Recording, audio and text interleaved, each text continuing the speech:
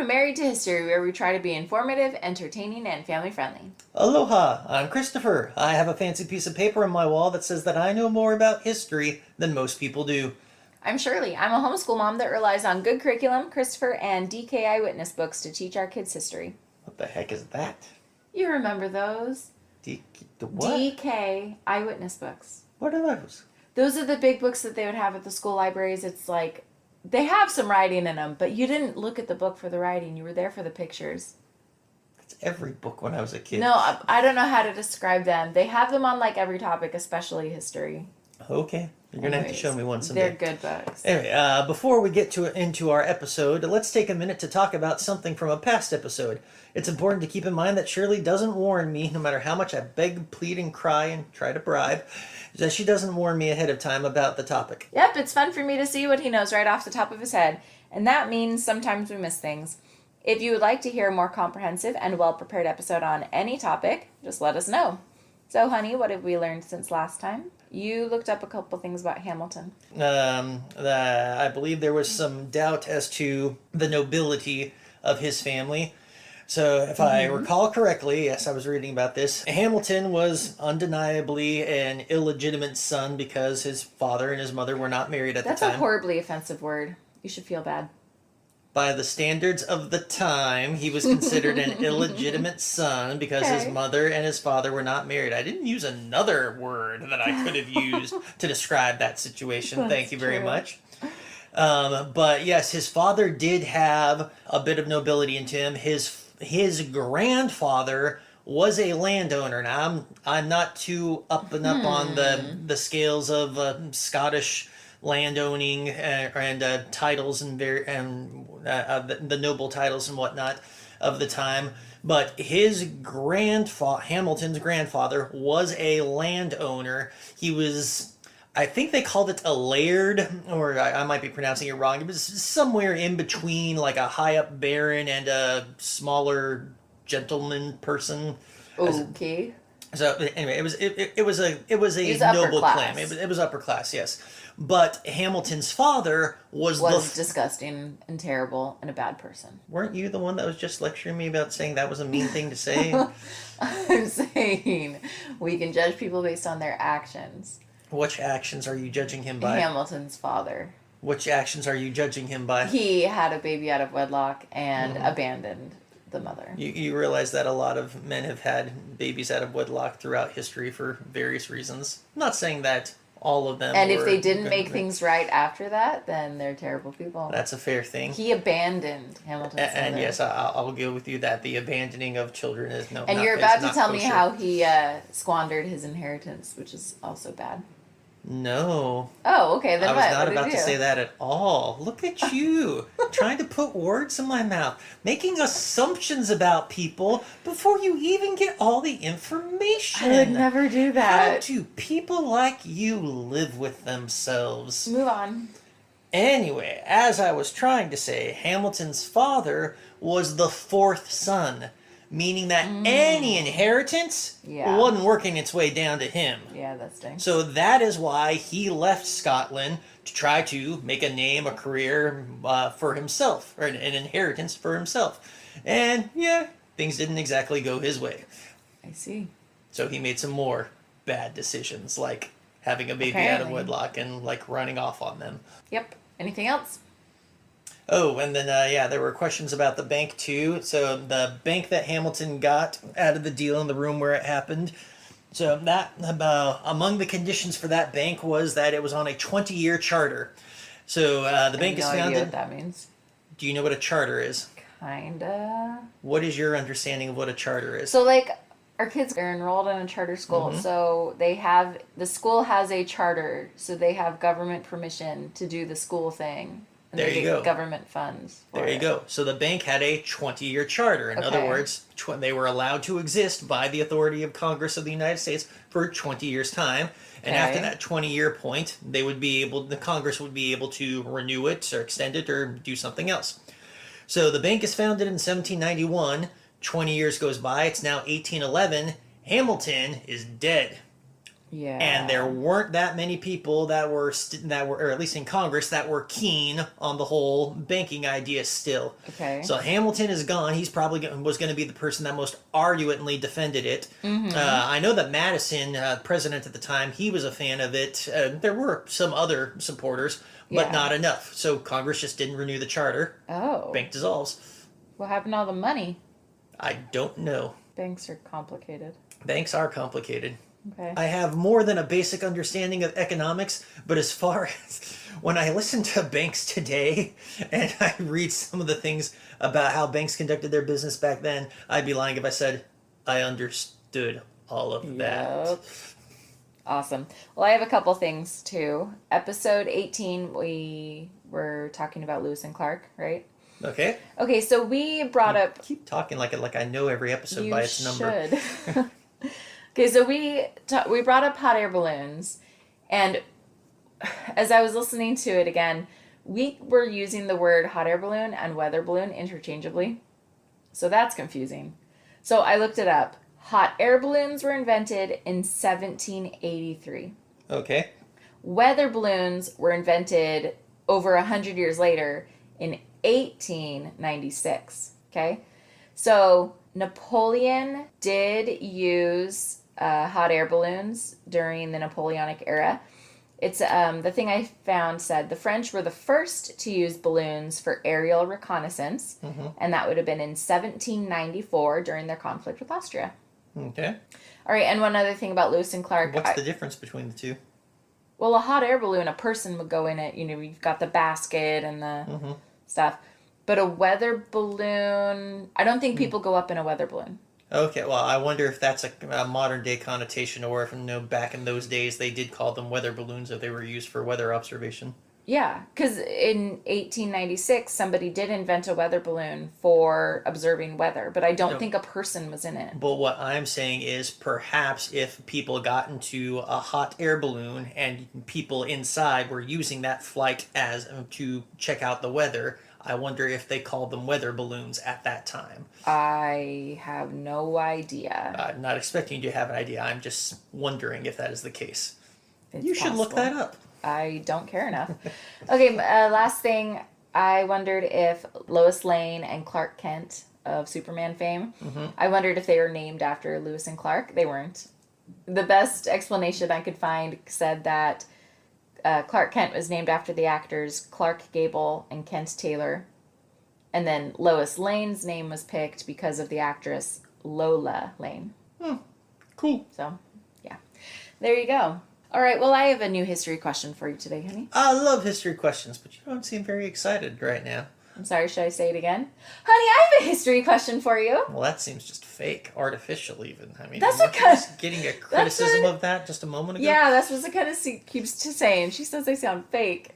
I did not mean to put you on the spot or anything to that nature, but whatever the case, I love history questions. Let me have it.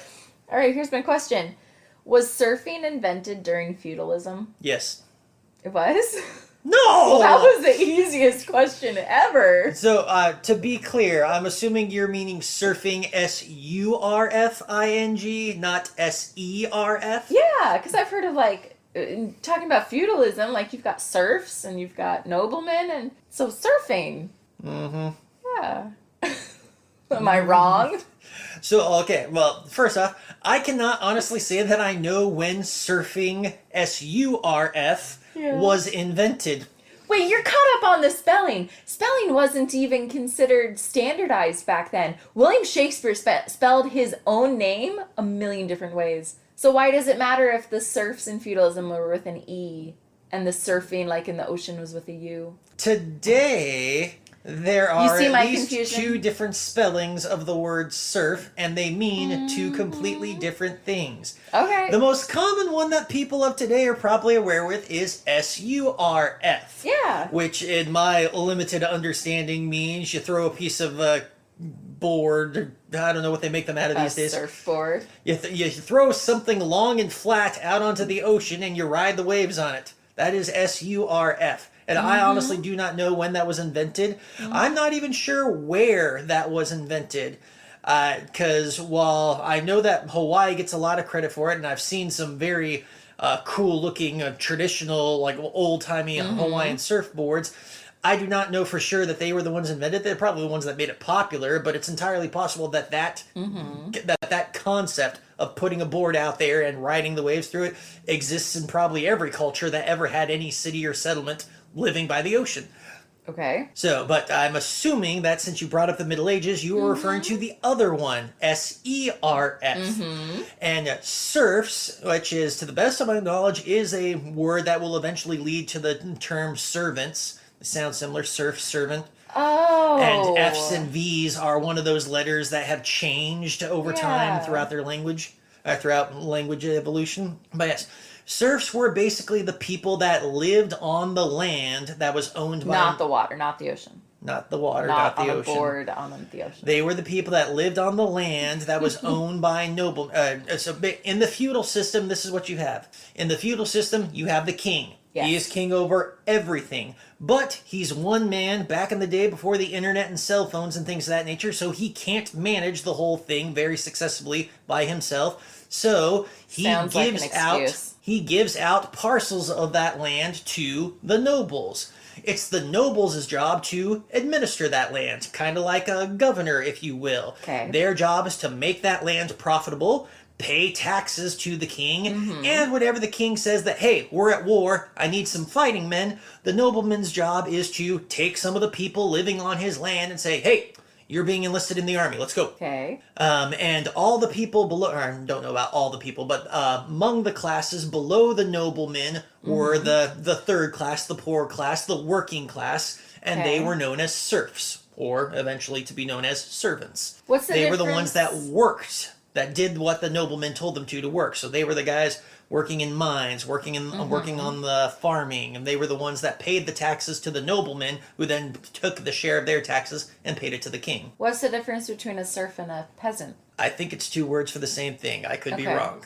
Okay, I assumed that it was the same thing. Would the skilled labor, I don't know if that's the correct term for it, but would the skilled labor, like a blacksmith or, the artisans, would they be considered serfs as well? I believe so, because if they're living on the land, then they still owe their taxes to the landlord. They are still subject to the nobleman. They are still subject to the nobleman's laws or whatnot. So there wasn't like a middle class? There was, but they were still belonging to... so in the feudal system, there is not a middle class like you and I think of it. In the feudal system, there is the king. Then there is the two separate branches of the middle class, I guess you could call them. Or some might even say that they're both upper. I'd say this is probably an argument that people are going to have around the... So you've got the king, and then you've got the nobility, and then you've also got the clergy. The two of them are in what, for the purposes of this example, I'm going to call the middle class. They are not high up with the king, but they are in the middle, and they are wealthy people. So, like, on the same level as each other? Yes. You're kind of indicating you got the nobility and the clergy that are pretty much on the same level with each other. Okay. And then below that, you have the third class. Or actually, I'm going to use the French system. The French called these the estates. Okay. The first estate was... No, that's bad. Actually, that's bad, because the French system was a little bit different. So in the French system, you had the king. He was the top dog. Okay. The first estate was the nobility. The second estate was the clergy, but they were equal. Okay. And then the third estate was everybody else. So this included the poorest guy who works on the farm to the wealthiest merchant who is not a member of the nobility or the clergy. Okay. So yeah, the classes as we think of them have, like many things in history, have changed, evolved, adapted from various points in time. And it's different across different cultures too. If I recall correctly, I remember reading in a study of Japan that I did a while back that the merchants were actually the bottom rung of society in Japan for a time. They were the lowest of the low. Nobody liked the merchants. Okay, so we're specifically then talking about feudalism in Europe. Yes, most of the time, we being of Western culture and considering Western culture to be the dominant form and what we know of history, yes, we tend to use the European model, and I dare say the model more easily based on French than anything else. I'm not saying that this wasn't practiced by other countries too, but I think more often than not, we think of the French model whenever we're thinking about anything that has to do with the feudal system or much of the Middle Ages history. Okay, so that's confusing though, because usually as an American, when we're talking about just like the generic European history, we're most interested in what the British were doing. But you were like, well, let's talk about the French version. Oh, but the French is a little different. What the heck are you talking about? Okay, well, so in England, they didn't have a system that they called the estates, or at least not that I'm familiar with off the top of my head. But what is it, feudalism? Yes, it was still feudalism because you still had the king on the top. He still divvied out the land to nobles or landlords, and they still collected taxes and men to do whatever the king wanted them to do. Oh, okay. You're at least familiar with Braveheart, yes? I am aware of its existence. All right, so to put into perspective there, so in Braveheart, you have the Scottish are trying to fight for their independence. Okay. After the Scottish king is dead, the Scottish all the noble family, so the king died without an heir, without a male heir at least, and so all the nobles, so members of what we might call the First Estate, they start... The French would call the First Estate. What the French would call the First Estate. And the purpose of our discussion here, what we might call the First Estate. Got it. All the nobles are fighting amongst themselves over, all right, well, who's going to be the next king? All of them are nobility, which means all of them have some kind of relation, some of them more distant than others, to the royal bloodline. So they all have their claims for, no, I'm most worthy, or I'm closest, I should be next in line. Okay. And what for the purposes of our conversation, we've been calling the Second Estate, the clergy, they're out of this in that, well, okay, nobody from the clergy is going to become the king. Yeah. But any one of the nobles who wants the job, it's going to go really big in their favor if they get the clergy to back them. They need them on their side. And so since they can't agree with each other and they're going to start fighting and squabbling with each other, so each of them is going to take the guys that live on their land and say, all right, you're in my army now, as they start to fight with one another to try to assert their dominance. And to the winner go the spoils. The winner should be the king. Before Scotland really destroys itself like that, though, the nobles instead, or I don't know if it was their idea or somebody else's, but the nobles go to England and they ask Edward to be kind of the moderator, if you will, to them having a peaceful discussion and transition to picking who the king is going to be. Because, wait, involving a foreign country's king, that doesn't sound like a great idea. It was an amiable, or at least people supposedly had amiable relations with the Scottish people and the English people, or at least some of the Scottish nobles had an amiable relationship with Edward at the time. I have a prediction. And it might... You're slightly familiar with the movie or the storyline, I take it? No, I don't know anything about the storyline. Okay, well, what is your prediction? My prediction, and I seem to recall vaguely learning about this when we were learning about English history with the kids. Does Edward just be like, oh, well, then I'll take the throne. Forget you nobles. Pretty much, yes. Heck yeah, I was right. Edward basically says that, hey, yeah, you're right. This is a convoluted mess, guys. So tell you what, I'll just take over. How noble of him. England will run Scotland. We'll protect you, and of course, I'll collect my due and taxes as well from you. Yeah, see, they should thank him for coming in. Yes, thank their lucky stars that Edward came in to save them from themselves. Why did they think that would work? There's a weakness. Of course a foreign power is going to be like, well, I'll exploit that. I love how good you are at using modern day knowledge to judge people of the past. It's my specialty. Yes, you're so good at it. So anyway, there's a scene in the movie Braveheart where there's a couple of guys that are key players. Robert the Bruce Mornay, a guy named Lachlan. They are obviously noblemen. They are landlords. And all the men that are in their armies, these are guys that live on their land that they've told, hey, pick up a weapon, come fight for me. Wait, that's how we get the word landlord? The lord of the land? Yes. Like we have landlords today. Yes. I didn't realize the word came from... Okay, go ahead. For those of you who can't see, I'm patting her knee right now. I love you. I mean, just because it seems obvious to you doesn't, like... Yes, and this is one of my great problems. If you never think about it... This is one of my great problems, if we haven't talked about it on the show or not. I sometimes find it hard to believe how historically ignorant some people are about this, that, or the other thing. I remember... Why does it matter what the origin of the word landlord is? I never thought about it before because I never had to. Because it's cool. It's got cool. A cool story to it. It is cool. So one of my favorite examples from this is, all right, my oldest brother, Christopher, his name is also Christopher. Yes, that'll be a fun one for you. From Germany. Not biological. Yeah, not biological brother. So my oldest brother, Christopher, from Germany, who I miss terribly, and I would love it if I found out that he was a listener to the show. I would ask him questions constantly about this, that, or that, or the other thing that happened in Germany's history. And without fail, every time he looked at me and was like, I don't know what you're talking about right now, man. And I don't remember when it was. Know? One day, I guess he had finally like had enough of me asking him about this, and he just said something to the effect of, okay, I don't like history as much as you do. I don't know this stuff. And it just, like, it hit me. It's like, but how could you not know this? Yeah. And, like, only, like, in that same moment did I realize that how many people have I talked to in America that don't know American history? Yeah. Couldn't identify the first president of the United States if you handed them a dollar bill. I mean, I would hope they're not. People aren't that stupid, but. Honey, remind me, who's your favorite president? Ben Franklin. And why is he your favorite? He's honey? on the 100. That There means you he's go. the best. See what I have to deal with, people? Yeah. Anyway, so we drifted away from that topic. All right. So yes, Robert the Bruce, what's his face, and Lachlan. So, I was just mentioning that those guys are only the people in the army. They're only fighting because their landlords have told them they have to. Got it. There's a scene in Braveheart where two of the soldiers are talking about how I don't want to fight for these guys. They'll own more lands, and then I'll have to work for them. And so they decide, hey, I'm not going to die for these guys. They throw down their weapons. They want to go home. I totally understand that. And then there's a couple of other scenes in the movie where the nobles have gotten together. And so William Wallace, the main character in that story, he is not a nobleman. Okay. He's a peasant, a commoner.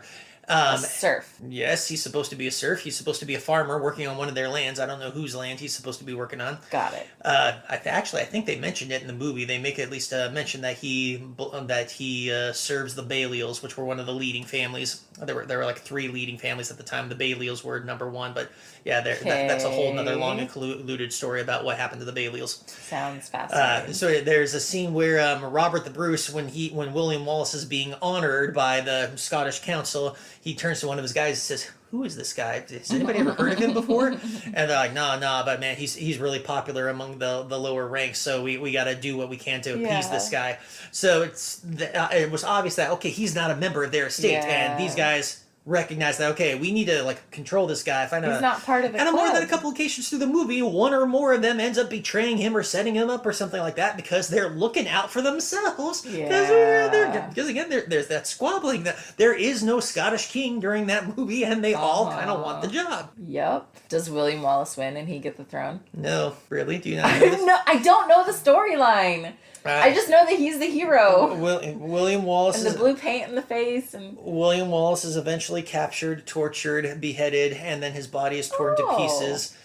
His head is put on London Bridge, and then his body is torn. The rest of his body is torn into 4 other pieces. So you got a bit of torso and an arm. Yeah, I can visualize it. And they're sent to the 4 corners of Britain. I don't know what the 4 corners of Britain are, but I know that at least 1 or 2 of those pieces ended up in Scotland.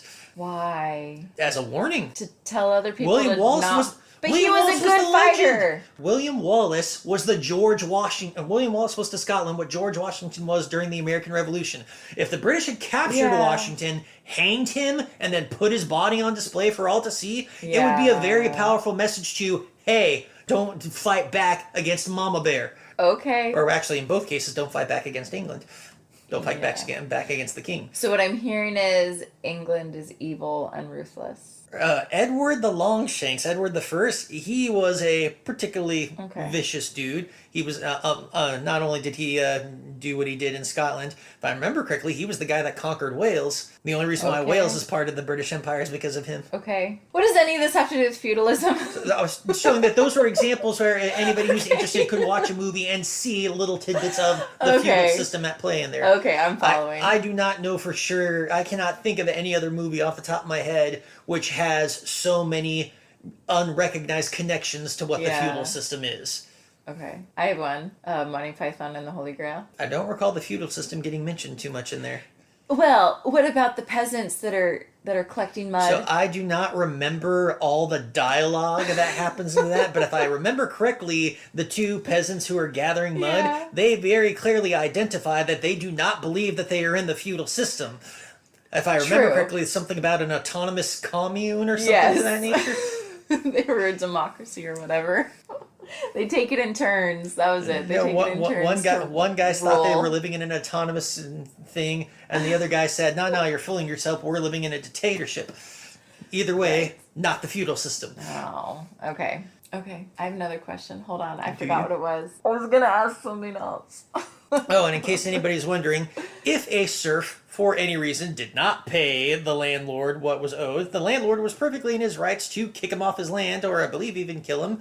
If the peasant or the serf refused to fight in the army, same thing. The landlord was perfectly capable of kicking him out of the land. So was it possible for somebody to farm their own land without a nobleman? No, because you didn't own it. You literally couldn't own land. I take that back. It is possible that in some places there were little creeps of land that sunk through the cracks that no nobleman or whatnot you had just claim find to. a corner that was forgotten. Deep in the woods. But in some places like that, but usually in those cases the woods were owned by the nearest landlord.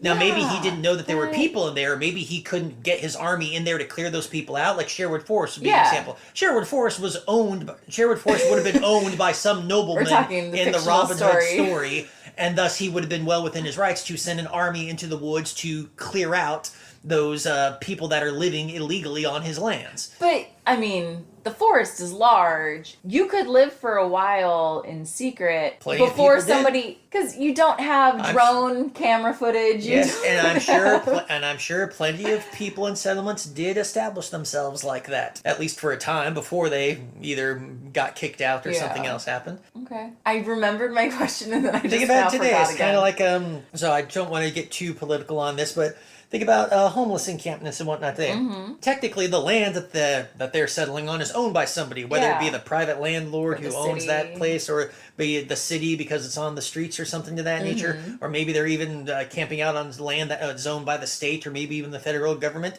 Yeah. And the federal government or the state government or the local government or the people that own that private land are well within their rights to. Well, okay, so the private citizens are not within their rights to shoot at them or whatnot to get them to get off the land.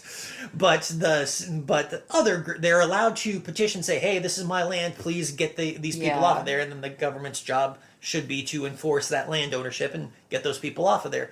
But that hasn't stopped some settlements from being established. Okay, that makes sense. All right, so I'm remembering this thing vaguely from a college history class that we took. I remember... That we took or that you took? No, I think it was Wrightson. Okay. We never had one of his classes together. No, but you and I both had him. Yes. For Western Civ. I loved Mr. Wrightson. Yeah. I miss him. So... I wonder if he's still teaching. I have no idea. You can look him up. He was getting kind of on in years, and that was 20 years ago. He was already pretty old. No, but I vaguely remember him talking about those who fight, those who pray, and those who work. So that's the Estates General, the 3 estates under the French system. The nobility, their job was to fight, to raise up the army to fight for the king. The clergy, those who pray, and those who work. The 3rd estate, everybody else. Okay. Those who fight, those who pray, those who work. So is that something that he made up, or is that pretty accepted by historians' way to generalize and simplify it? That saying, I have no idea if he created that or if somebody else came up with it, but it's a fair saying because those are the essential functions of each of the estates. Okay.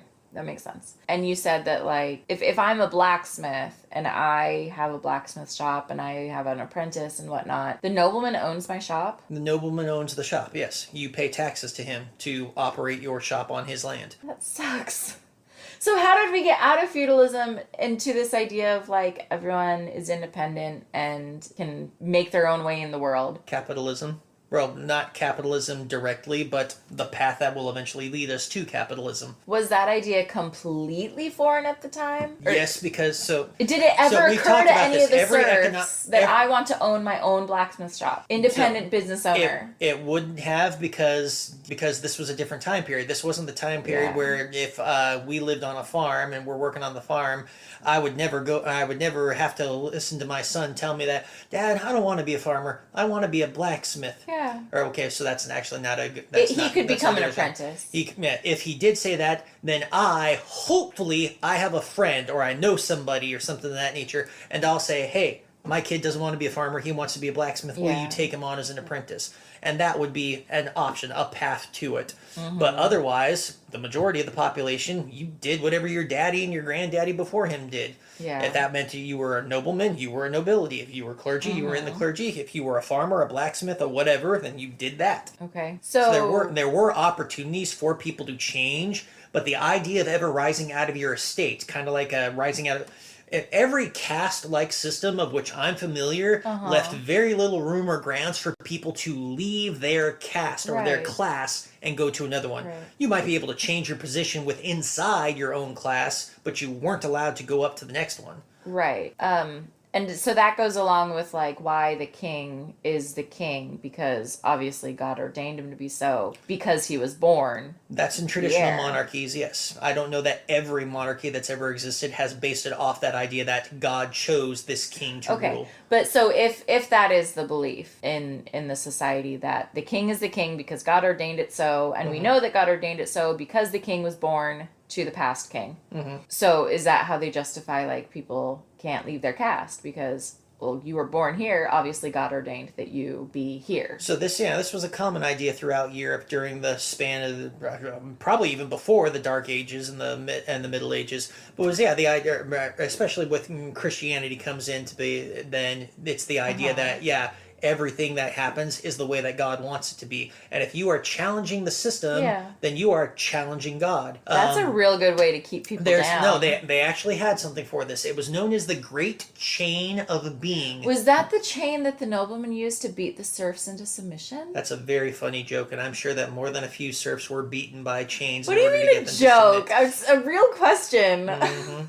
So the Great Chain of Being was this theoretical thing that the clergy would often use to... The clergy beat the serfs? That the clergy would use to keep the third estate in line. But it was a literal chain. It was a metaphorical chain. The idea was that every person, whether they a nobleman, a clergyman, even the third estate, everybody else, all represented a link in the chain. Okay. And this chain is important. This is the Great Chain of Being. If you try to break your link, well, then the whole chain falls apart. How dare you? Oh, gosh. You are endangering society in general. You are destroying God's mighty work of this beautiful great chain of being if you dare to say that you don't want to be a peasant, but that's where God put your link. And as common throughout history, religion is a very, very, very powerful means of controlling people. Now, I am not saying that religion is bad and evil. What I am saying is that religion is one of many things that bad and evil people have used to maintain power for themselves. Bad people are always good at using a good thing as a tool against people. Like, they can twist good things into bad things. And this is probably not going to make me too many fans, but one of the main reasons why bad people are constantly able to get away with that is because there are an awful lot of people who don't want to make decisions for themselves. They want somebody else to tell them what to do so that they can be free of whatever responsibilities or whatnot might be. And because of that, those people will always be willing to go along with somebody, even if that somebody wants them to do bad, horrible, awful things. There are always going to be people out there who will be willing to do those things to spare themselves from that burden of having to make decisions or having to think for themselves. That's depressing. It is kind of sad, isn't it? It is. So I just had a thought. So our kids do theater classes, and... That is a sad thought. And you know how, like, theater directors always tell, especially in the kids programs, that there are no small parts, only small actors. And every part is important. That's just something you say to make the kids that got the small parts. It's the great chain of being. That's what it is, the great chain of being. Yes, it's something you say so that the kid who got cast as tree number 3 doesn't whine and complain about not getting a starring role.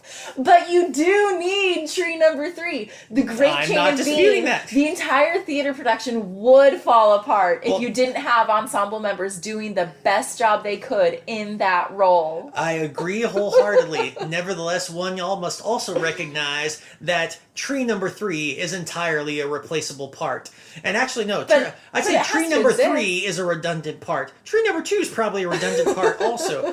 Tree number 3, unless tree 1, 2, or 3 actually has a line, you could probably get away with putting out a cardboard cutout of a tree in their places. You're gonna make enemies. If tree 1, 2, or 3 does have a line,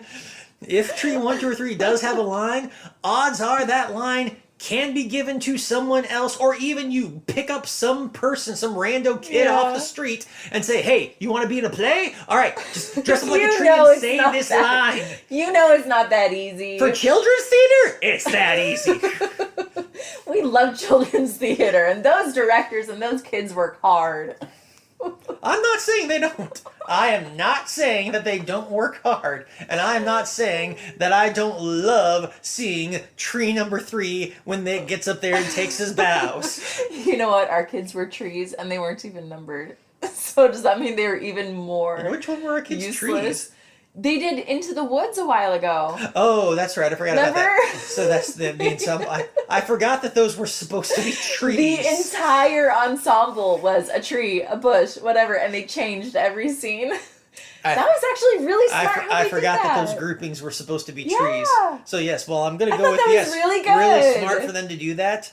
Obvious that it didn't always work out so well in that I forgot those things were supposed to be trees. But it was really well done. It was a creative idea. And our kids were important. They had important parts, honey. The whole play would have fallen apart if those kids didn't stand in the right spot and be the best tree they could. All right, so I'm going to put it to you like this. All right. So I know that you don't know much about football. I also do not know much about football. I probably know more than you do. But okay, that's fair. Maybe. But I do know that there are lots of different positions, lots of different roles for players. And you need all of them. Yes, you do. The team would fall apart. Yes, you do. You need all of them. And the team probably wouldn't play so well if you did get rid of all of them. But show me the team that has quarterback number 3 on the field. Well, no, you have standbys. Yeah, but see, quarterback number 3, even though quarterbacks are important, quarterback number 3 is not on the field unless they got something for quarterback number 3 to do. But, okay, I'm going to bring it back to theater because I don't know football. In theater, you do... We were talking about the feudal system. We are. So this seems feudal. So you have understudies, swings, and standbys for all the principal roles. And those are super important. You have to have someone backstage sitting in the dressing room waiting because at any moment the lead might throw up. And you immediately have to send the standby in. That person's part is important, even if they never step foot on stage. The standby is important. Does the standby need to be on stage as tree number 3, though? But if tree number 3 is a part in the ensemble, if tree number... then tree number 3 is not in the ensemble if he is labeled tree number 3. That means he has a part. Not every part... ensemble or you have a part. No, that's not true. Not every part has a name. Like, if you look at Hamilton, all the ensemble members... Does tree number 3 have a name? No, stop. Then why are we calling him tree number 3 if he doesn't have a name? No, the ensemble members in Hamilton, their part is called Woman 5, Man 4. They don't have names. They do have numbers, and they are essential. Okay, I concede the point. Ha! I win. What do I win? I don't even know what we're arguing anymore. You win the admiration of all our many, many listeners who I'm sure are very proud of you right now. Okay, what I won is that I'm arguing that the Great Chain of Being is correct, and those poor serfs, they should have never risen up and changed the system, and that's what we should have stuck with. If that's what you want the audience to think that you believe, go for it. I will wholeheartedly allow you to continue to believe that is true and wait to see just how much fan mail we get. We have to have fans to get fan mail. Oh, I'm sure that we have one. We don't even have enough haters. To have haters, you have to have fans. So we're not going to get hate mail. Oh, I'm sure that we'll get a few more haters if this episode gets out. Yeah, they will. You're going to anger the theater community for saying that there are parts that are less important. And you're going to anger the poor class, the working class community for saying that. How dare they get uppity and form unions and things like that and rebel against the system that doesn't look out for their best interests. No comment. I'm not going to say anymore because No you're going to twist my Where words. was that 5 minutes ago? You're going to twist my words and make me sound like a horrible person. Oh, yeah, because that never happens on this show. I've never had my words twisted around to make it sound like I'm a Nazi sympathizer or something like that. I don't think I ever called you a Nazi sympathizer. I did call you a cannibal, though. And just in case somebody didn't catch this, I was joking when I said this seems feudal. Feudal as in the feudal system is spelled F-E-U-D. I didn't. Feudal, something like that. F-E-U-D-A-L, I think. Yeah. Futile, which is often pronounced them similarly, feudal, is F-U-T-I-L-E. I'm sorry, I didn't even catch that joke. Yes. I'm really sorry, because That's all right. If I caught that joke, I would have. That's all right. I know you don't find me funny. I think you're hilarious. Mm-hmm. It's even more hilarious to make you mad. Mm-hmm. Mm-hmm. It's my gimmick. Get your own. Is there anything else that you can tell me about serfs or feudalism in general? A lot of them died because they were put into the army to go fight and didn't get much training. So knights, like in the armor and on the horses and stuff, those have been the noblemen, right? Those were the noblemen, yes. So were the serfs like enlisted to be like foot soldiers? Yes. Did they have armor? It depended on how rich their landlord was and how much he cared about them. Yeah, that sounds bleak. Most of them would carry into battle only the weapons that they had. A rich enough Pitchfork. guy, if he wanted to make sure that his guys won or that his guys survived to be able to come back and work for him, then he might pay for more substantial armor and weapons for them. That makes sense. Yeah. If he outfits his army better, then they can serve better. Yes, it also meant that if he could outfit his army better because he was richer, he was probably going to win that fight against the guy that couldn't afford to give his people anything other than the farming implements that they had. So the rich get richer. Right. All right, I think that's enough ridiculousness. Is there ever enough ridiculousness? No, there is not. So did I answer all of your questions about the feudal system and serfdom? Yeah. I feel enlightened. I feel completely educated now. Thank you. I'm glad to hear it. Thank you for listening. If you liked what you heard, please subscribe, tell your friends, and leave us a 5-star review. If you'd like to hear a future episode with more information about today's topic, contact us on Gmail, Facebook, Instagram, or TikTok at Married to History Pod. Also, please contact us if you have a silly question idea or if there's something from history that you would love to learn about. Just be sure to specify in your message if it's silly or serious, because we don't want to treat things like the Great Chain of Being as though it is actually a good role model for which people should live the masses should live their life by. And we don't want to treat genuine quests for knowledge as jokes. Yep. Talk to you next time. Bye. Bye-bye.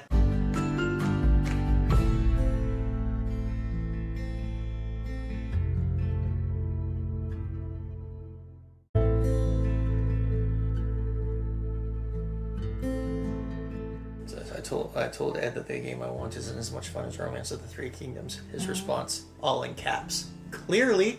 We're still recording. Okay. Yeah, that's fine. We're going to have to edit that out because you can't say Ed's name over the air. Yep. He might not want to be affiliated with me. Perhaps he's embarrassed of an association with me in public. That is definitely a possibility. Okay. Well, no, there was that one. We did go out to a restaurant at least once, that sushi place. That was pretty good. Still haven't taken number 2 out there. Yep, and she wants to go.